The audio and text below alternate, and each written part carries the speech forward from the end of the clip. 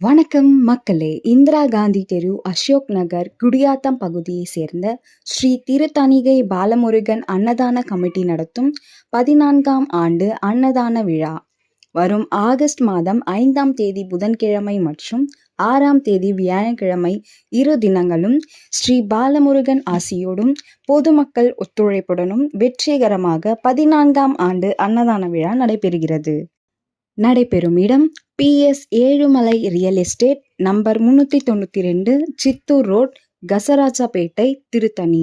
அனைவரும் வருக. ஸ்ரீ திருத்தணிகை பாலமுருகன் அருள் பெறுக.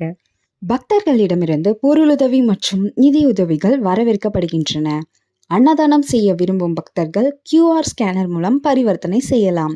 பொருளுதவி மற்றும் மேலும் விவரங்களுக்கு அழையுங்கள் 9894 2777009.